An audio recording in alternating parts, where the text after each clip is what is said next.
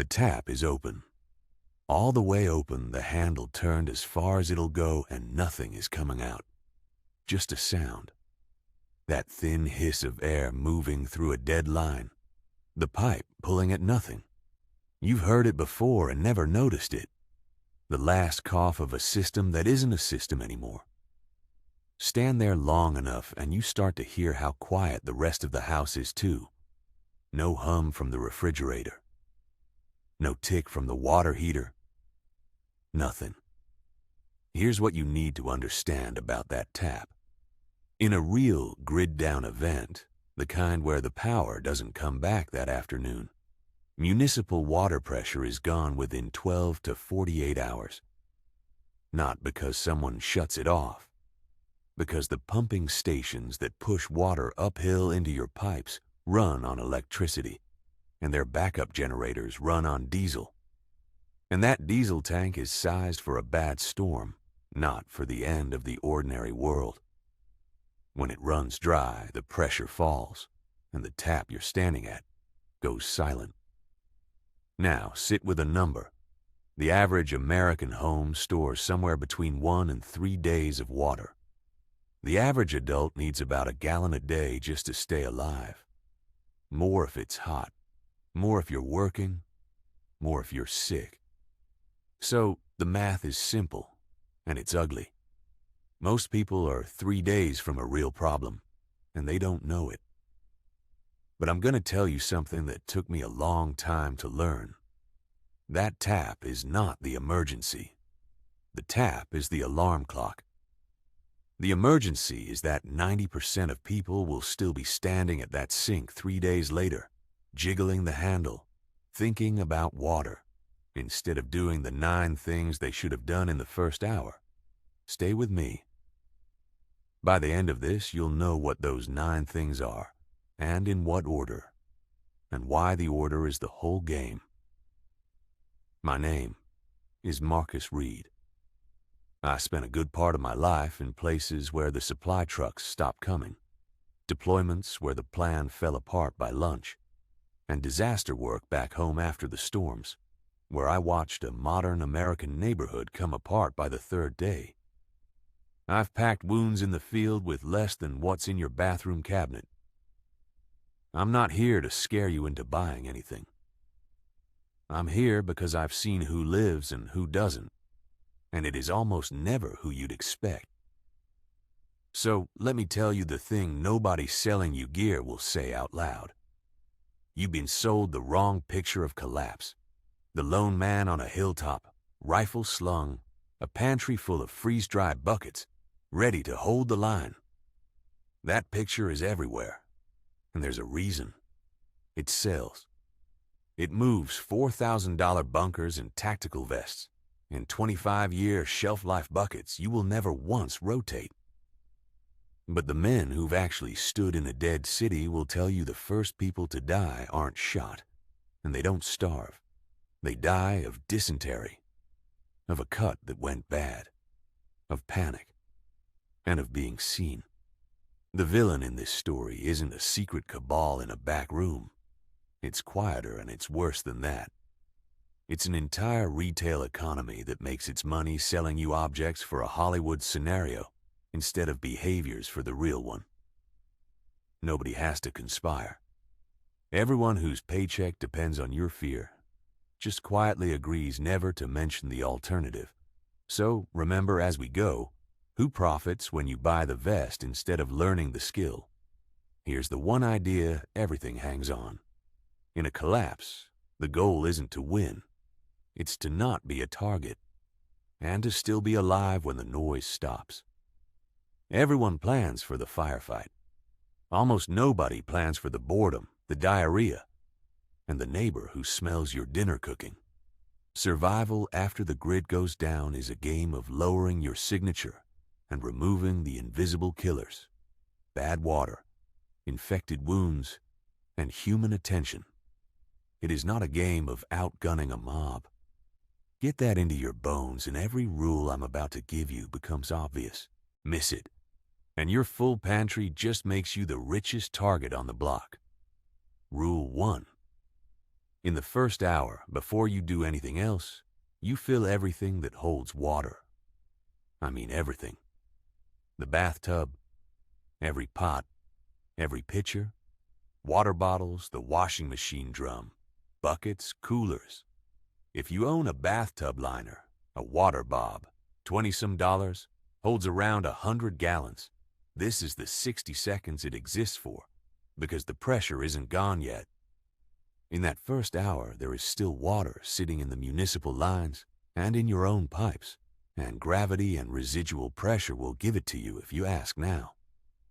Wait until the tap hisses and you've missed it. I've watched people spend day 3 walking to a creek with a milk jug who could have had 150 gallons in their own home if they'd moved in the first 60 minutes.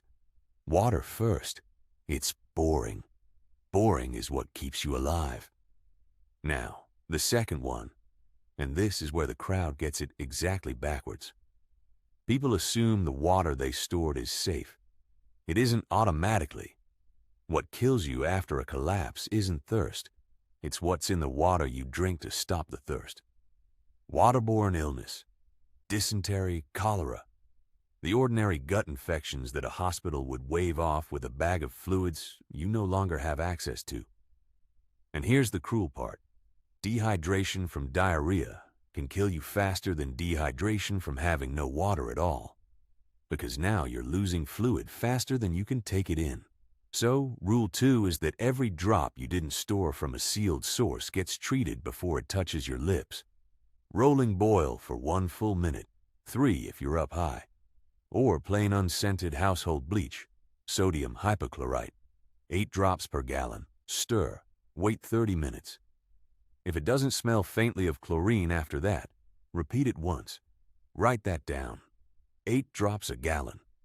That number has saved more lives than every rifle ever sold to a prepper. Let me give you rule 3 as a straight fact. Cold. 3 days. That's roughly how long the average person in a dead city stays calm and reasonable before hunger and fear rewrite who they are. I worked a grid down after a hurricane, and I watched it happen almost to the hour. Day 1, people share. Day 2, people wait. By day 3, the man who waved at you from his porch is watching your windows. So, rule 3 is, in those first days, you go gray. You lower your signature. No lights blazing at night when every other house is dark.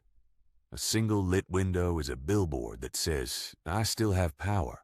I still have supplies. Cover your windows. Use one small light, low, in an interior room.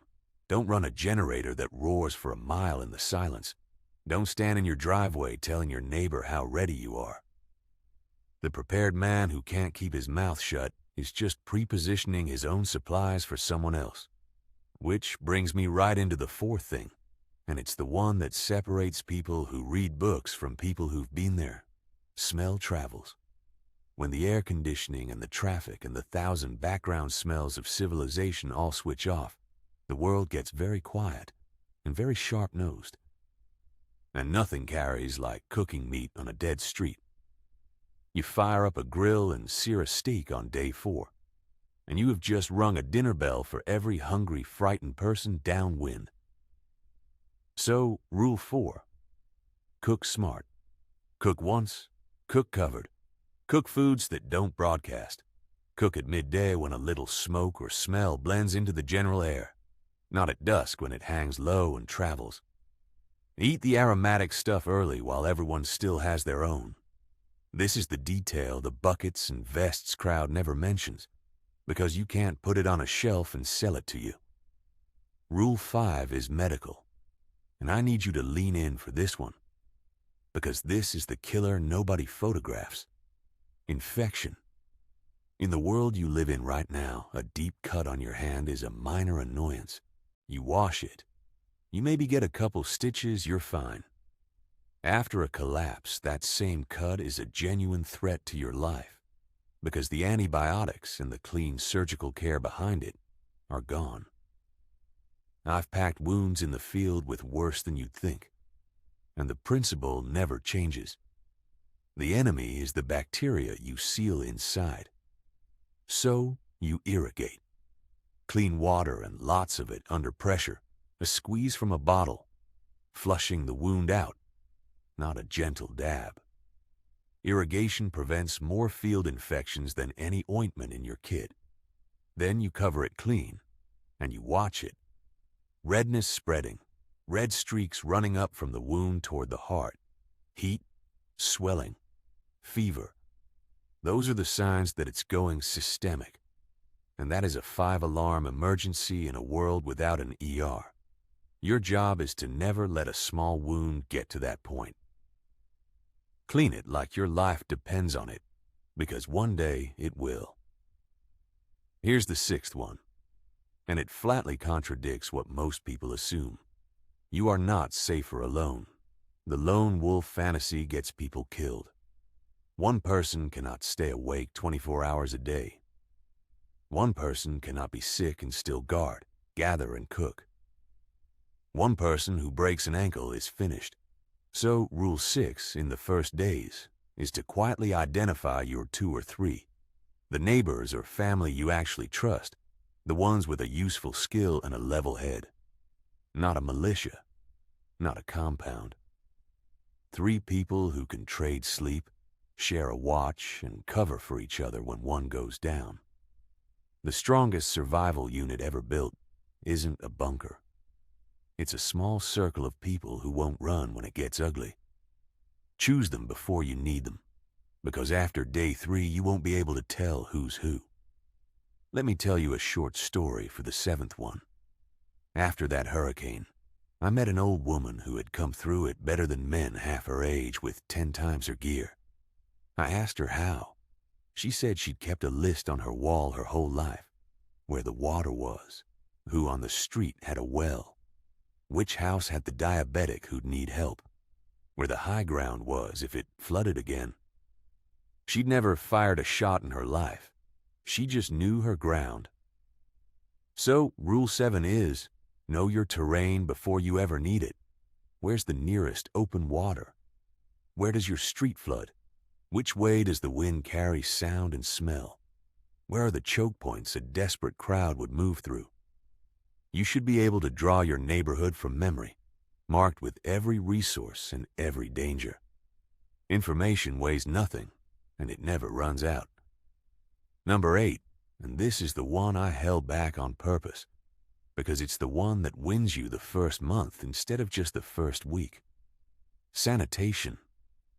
It is not glamorous, and nobody sells a tactical version of it, and it has killed more people in more collapses throughout history than every weapon combined. When the toilets stop flushing, human waste is the single fastest way to poison your own water and your own household. So, Rule 8, you decide today where waste goes, and it is far away from where water comes in and where food is prepared. A 5-gallon bucket, a heavy trash bag liner, and if you can, sawdust or kitty litter, or even dirt to cover each use and cut the smell and the flies. Flies are not a nuisance in a collapse. Flies are a delivery system, carrying what's in the waste straight onto your food. Armies have been destroyed by dysentery without a shot fired. Handle your waste like it's live ammunition, because in a way it is. And Rule 9, the last one, the one that decides whether you make it through the first month with your mind intact. Routine. When the structure of normal life vanishes, no work, no school, no schedule, just fear and empty hours, the human mind starts to come apart. I've seen strong people fold not from danger but from the boredom and the dread stacked on top of each other. So, Rule 9 is, the morning after collapse, you build a schedule and you hold to it like a rope in the dark. A time to rise, water duty, security check, a meal at a set hour, a task, always a task, something to fix, to clean, to improve. Routine is what keeps a person when everything around them is telling them to panic. The men who cracked were almost never the ones who ran out of supplies. They were the ones who ran out of purpose. Now, let me be honest with you because I owe you that. None of these 9 rules make you invincible. There are situations no amount of preparation carries you through, and anyone who tells you different is selling something. I can teach you to lower your odds. I can't promise you a number. What I can promise is that the person who does these 9 things is playing a completely different game than the man on the hilltop with his rifle and his buckets. And it's a game a whole lot more people survive. And one plain safety word before I go further. That bleach ratio, 8 drops of plain, unscented household bleach per gallon, only works with regular sodium hypochlorite bleach, not the scented kind, not the splashless kind, not the added cleaner kind. Those can hurt you. And boiling is always the safer bet if you have the fuel. Don't get creative with this one. Precision here is the difference between clean water and a sick household. Here's an old-timer's trick they don't teach anymore. Before refrigeration, people kept meat and butter and vegetables cool with nothing but water and airflow, a thing called a zier pot, or an evaporation cooler. A large clay pot, a smaller one set inside it, wet sand packed in the gap, a damp cloth over the top, set somewhere with a breeze. As the water evaporates, it pulls heat out, and the inside runs cool enough to keep food days longer than open air. No electricity, no parts to break, just physics your great-grandmother trusted with her life. That's the whole spirit of this. Behavior over gear, knowledge over objects. So step back and see the shape of it. Every rule I gave you costs almost nothing. A bathtub liner, a bottle of bleach, a bucket, a list on your wall, 3 trustworthy people, and the discipline to stay boring and quiet and clean. That's it. And that's exactly why you never hear it. There's no margin in teaching you to be calm and unseen. The whole economy of fear needs you pointed at the wrong threat, spending on the firefight that probably never comes while the invisible killers walk right through your open door. So, here's what to do this week. Buy the unscented bleach and write the ratio on the bottle. Fill and store water now, before you ever need it. Walk your neighborhood and mark where the water and the dangers are. And pick your 2 or 3 people. Have the quiet conversation before the world gives you a reason to. Now I want to hear from you. Of these 9, which one had you never even considered? Be honest in the comments. I read them, and your answer might be the thing that wakes somebody else up.